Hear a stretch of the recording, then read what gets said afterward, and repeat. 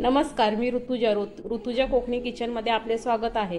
आज मी आपल्याला दाखवणार आहे ओल्या खोबऱ्यातले मेथीचे लाडू। त्याच्यासाठी आपण घेतलेला आहे ओलं खोबरं आहे, रवा आहे, गूळ, तूप आणि ही आहे आपली मेथी थोडीशी भाजून त्याची पावडर करून घेतलेली आहे।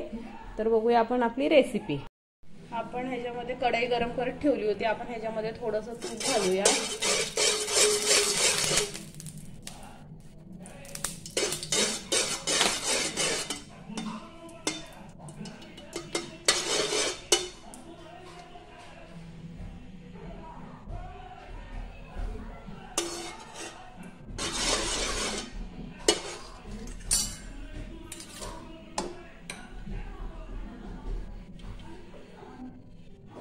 आपली कढई गरम झालेलीच होती, तर आपण ह्याच्यामध्ये आता रवा टाकूया आणि चांगला भाजून घेऊया। आपल्याला रवा असा छान असा खरपूस भाजून घ्यायचा आहे।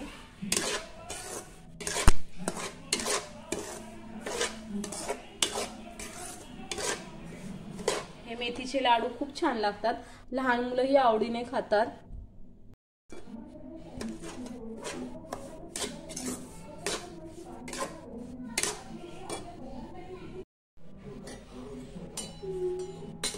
आता आपला रवा असा छान असा भाजून झालेला आहे।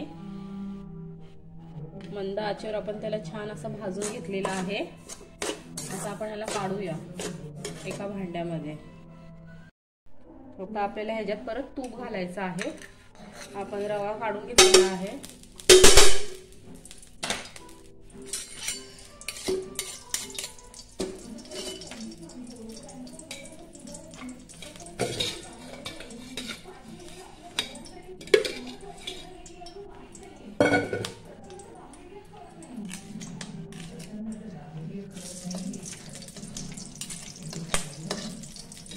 ह्याच्यामध्ये तूप घालून घेतलेला आहे।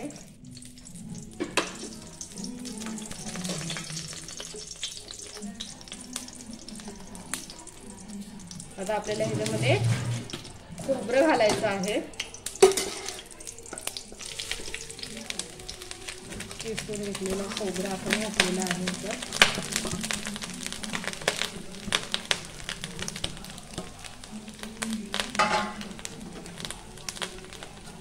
पण थोडा ह्याच्यामध्ये आपल्याला परतायचं आहे।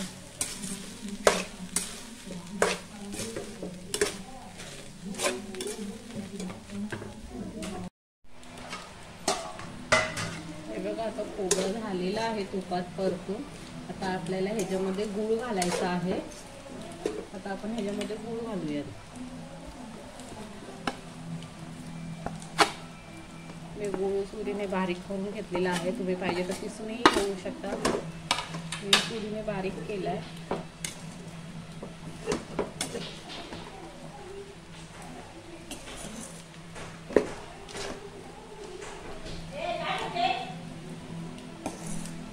गूळ ह्याच्यात चांगलं मिक्स करून घेऊया।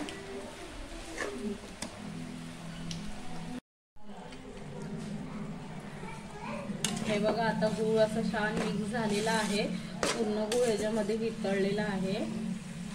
अशा प्रकारे हे करून घ्यायचे। आता ह्याच्यामध्ये आपण मगाशी भाजून ठेवलेला रवा घालूया।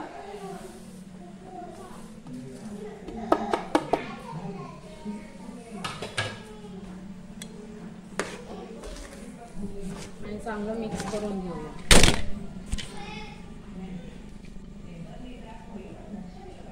आणि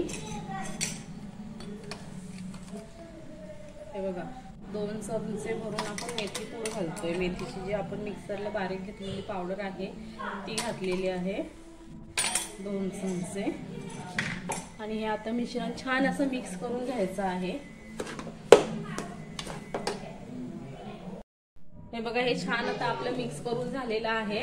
आता आपण गॅस बंद करूयात आणि हे थंड होऊन देऊयात। हे थंड झालं की ह्याचे आपल्याला लाडू वळायचे आहेत। हे बघा, आता आपलं हे मिश्रण थंड झालेलं आहे। आता आपण ह्याचे लाडू वळून घेऊया।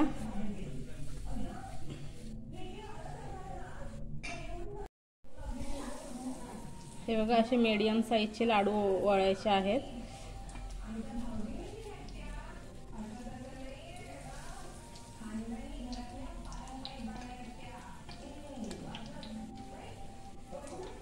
हे बघा, असं मीडियम साईजचा लाडू वळून घ्यायचा आहे।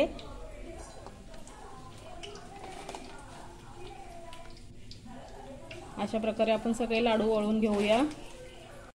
हे बघा, आपले सगळे लाडू वळून झालेले आहेत।